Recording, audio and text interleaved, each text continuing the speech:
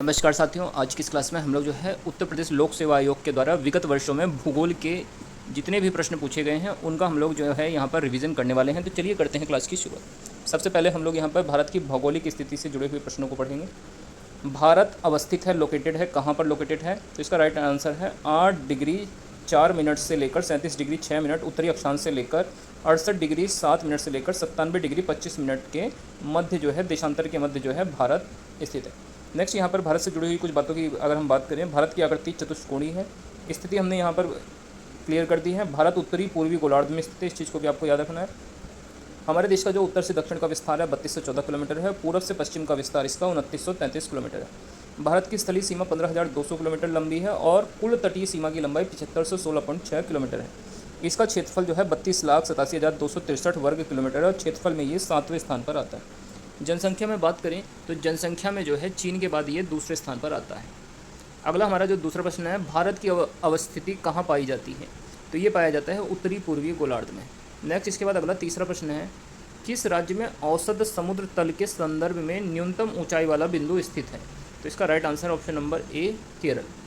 देखिए, केरल का जो कुट्टानाड भारत का न्यूनतम ऊंचाई वाला क्षेत्र है, यह समुद्र तल से नीचे अपनी खेती के तरीकों के लिए प्रसिद्ध है और इसे केरल का धान का कटोरा भी कहा जाता है। अगला प्रश्न है, केरल का जो कुट्टानाड या कुट्टानाडु है ये किसके लिए प्रसिद्ध है? तो इसका राइट आंसर होगा ऑप्शन नंबर बी, भारत का न्यूनतम ऊंचाई वाला ये क्षेत्र है। इसकी व्याख्या हमने ऑलरेडी आपको जो है बता दी है। नेक्स्ट इसके बाद अगला प्रश्न है, निम्न स्थानों में से किसे सूर्य की अनुलंबित किरणें कभी नहीं प्राप्त होंगी? तो जो है देखिए, जो श्रीनगर है, श्रीनगर को कभी भी सूर्य की अनुलंबित किरणें नहीं प्राप्त होंगी। देखिए, 23.5 डिग्री उत्तरी अक्षांश यानी कि जो कर्क रेखा है और इसके अलावा जो मकर रेखा है, यहाँ पर जो है सूर्य की किरणें सीधी प्राप्त होती हैं, अतः श्रीनगर को सूर्य की अनुलंबित किरणें कभी भी प्राप्त नहीं होंगी। अगला प्रश्न है, भारत में कन्याकुमारी की अवस्थिति कहाँ पर है? तो ये स्थित है भूमध्य रेखा के उत्तर में। कन्याकुमारी जो है भूमध्य रेखा के उत्तर में जो है तमिलनाडु राज्य में स्थित है और यह जो भारत की मुख्य भूमि का दक्षिणतम बिंदु भी कहा जाता है। अगला प्रश्न है, भारत की मुख्य भूमि का दक्षिणतम बिंदु टीआईपी क्या है? तो ये है जो है कन्याकुमारी। इसको जो है भारत की मुख्य भूमि का दक्षिणतम बिंदु कहा जाता है। अगला प्रश्न, 9 डिग्री चैनल कहाँ पर अवस्थित है? तो ये जो है मिनिकोय और कवरत्ती के बीच में जो है 9 डिग्री चैनल स्थित है। यहाँ पर कुछ अन्य चैनलों की बात करें तो देखिए, जो 10 डिग्री चैनल है ये लघु अंडमान और कार निकोबार के मध्य है, 9 डिग्री मिनिकाय और लक्षद्वीप के मध्य है और 8 डिग्री चैनल मालदीव और मिनिकाय के मध्य है, जबकि भारत और श्रीलंका को जो है मन्नार की खाड़ी आपस में अलग करते हैं। अगला प्रश्न है, निम्नलिखित में से किन द्वीपों में जो है 10 अंश जलमार्ग यानी 10 डिग्री चैनल द्वारा आपस में पृथक होते हैं? तो देखिए, इसका राइट आंसर है ऑप्शन नंबर ए, अंडमान और निकोबार जो है 10 डिग्री चैनल के द्वारा एक दूसरे से अलग होते हैं। अगला प्रश्न है, भारत में इनमें से कौन सा अंडमान को निकोबार से अलग करता है? राइट आंसर होगा option number C, 10 degree channel. अगला प्रश्न है, मालदीव के साथ भारत की समुद्री सीमा निम्नलिखित में से कौन बनाता है?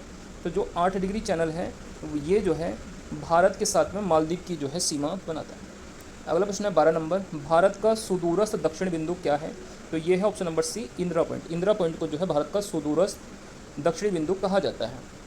देखिए, इसका जो अन्य नाम है पिग्मेलियन पॉइंट या इसको पार्सन पॉइंट के नाम से भी जाना जाता है।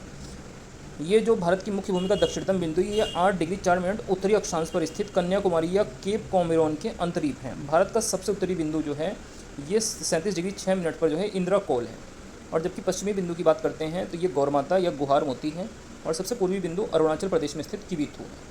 तो ये भी चीज़ें एग्जाम के लिए आपकी इंपॉर्टेंट होती हैं।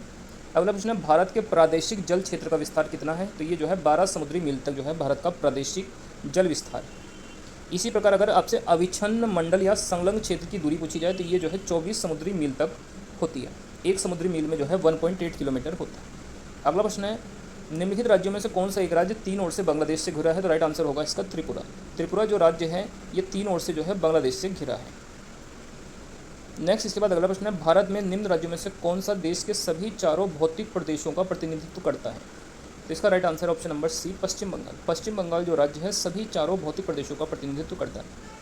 पश्चिम बंगाल राज्य में पर्वत प्रदेश दार्जिलिंग जिला, मैदानी प्रदेश निचला गंगा मैदान, प्रायद्वीपीय क्षेत्र में वर्धमान जिला और तटीय मैदान वाला प्रदेश कोलकाता और गंगा सागर सभी चारों भौतिक प्रदेशों का प्रतिनिधित्व करते हैं।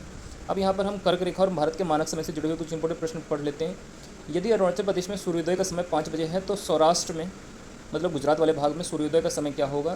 तो ये होगा 7 AM, मतलब 2 घंटे बाद वहाँ पर सूर्योदय होगा। इसके बाद अगला प्रश्न है, गुजरात के पश्चिमी गांव और अरुणाचल प्रदेश के सबसे पूर्वी छोर पर स्थित वालांग के समय में कितने घंटे का अंतर है? तो ये लगभग 2 घंटे का अंतर होता है। अगला प्रश्न, कर्क रेखा किन राज्यों से होकर गुजरती है? तो देखिए कर्क रेखा 8 राज्यों से होकर गुजरती है। ये कौन कौन से जो है 8 राज्य हैं, आइए हम लोग सबसे पहले इन्हीं को देख लेते हैं। देखिए कर्क रेखा भारत के 8 राज्यों से गुजरती है, राजस्थान, गुजरात, मध्य प्रदेश, छत्तीसगढ़, झारखंड, पश्चिम बंगाल, त्रिपुरा और मिजोरम। अतः जो है मणिपुर से कर्क रेखा नहीं गुजरती, तो इसका राइट आंसर हो गया मणिपुर। अगला प्रश्न है, किससे होकर कर्क रेखा नहीं गुजरती है? तो देखिए कर्क रेखा जो है मणिपुर से होकर नहीं गुजरती। नेक्स्ट 20वां प्रश्न है, निम्नलिखित में से कौन से एक भारतीय राज्य कर्क रेखा के उत्तर में स्थित है? तो राइट आंसर है ऑप्शन नंबर बी, मणिपुर जो है कर्क रेखा के उत्तर में स्थित है। अगला प्रश्न है, निम्नलिखित नगरों में से कौन कर्क रेखा के सबसे नज़दीक है? तो जो आइजोल है, ये जो है मिजोरम की राजधानी, ये जो है कर्क रेखा के सबसे नज़दीक है। 23.5 डिग्री उत्तरी अक्षांश को कर्क रेखा कहा जाता है और यह भारत को लगभग 2 बराबर भागों में बांटती है। कर्क रेखा के सबसे नज़दीक आइजोल है जो 23 डिग्री 36 मिनट उत्तरी अक्षांश पर स्थित है। नेक्स्ट इसके बाद अगला प्रश्न है, निम्नलिखित में से कौन सा शहर कर्क रेखा के सबसे निकट है? तो ये जो जबलपुर शहर है ये कर्क रेखा के सबसे निकट है। अगला प्रश्न है, निम्नलिखित नगरों में से कर्क रेखा से निकटतम दूरी पर कौन सा है? तो ये है गांधीनगर, जो कि गुजरात राज्य की राजधानी है, ये जो है कर्क रेखा के सबसे निकट है। अगला प्रश्न है, 80 डिग्री पूर्वी देशांतर और कर्क रेखा का मिलन बिंदु क्या है? तो ये है मध्य प्रदेश। 80 डिग्री पूर्वी देशांतर कर्क रेखा का मिलन बिंदु मध्य प्रदेश है। नेक्स्ट अगला प्रश्न है, निम्नलिखित देशांतरों में से कौन सा भारत की परमाणिक मध्याह्न रेखा कहलाता है? तो देखिए जो 82.5 डिग्री है, 82 डिग्री 23 मिनट पूर्वी देशांतर रेखा, यही भारत की मध्याह्न रेखा कहलाती है, जो है प्रयागराज के नैनी से होकर गुजरती है और भारत का मानक समय ग्रीनविच समय से 5.5 घंटे आगे है। और ये रेखा जो है 5 राज्यों से होकर गुजरती है, उत्तर प्रदेश, मध्य प्रदेश, छत्तीसगढ़, उड़ीसा और आंध्र प्रदेश।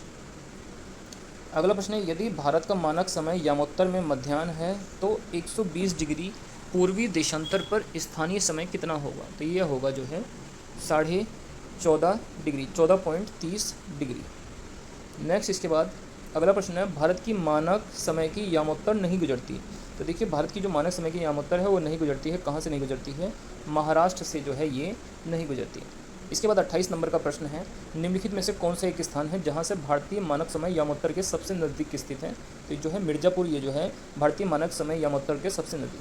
भारत का मानक समय रेखा जो कि 82.5 डिग्री है पूर्वी देशांतर, किस नगर से होकर गुजरती है? तो ये इलाहाबाद से होकर गुजरती है।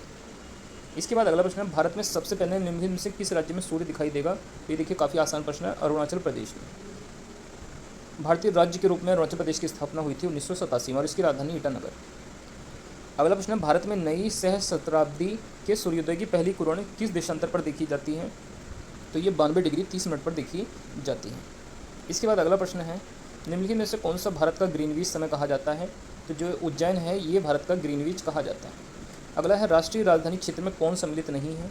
तो देखिए जो पंजाब का हिस्सा है, पंजाब का भाग है, ये एनसीआर में शामिल नहीं है। एनसीआर की बात करते हैं तो देखिए एनसीआर जो है राष्ट्रीय राजधानी क्षेत्र कहलाता है। 31 मार्च 2017 तक लगभग 55,53,10,000 वर्ग किलोमीटर क्षेत्र में फैला हुआ ये विस्तृत क्षेत्र है। इसमें हरियाणा, साथ में राजस्थान और उत्तर प्रदेश और दिल्ली का जो क्षेत्र है ये इसके अंदर शामिल है। पंजाब इसके अंतर्गत नहीं।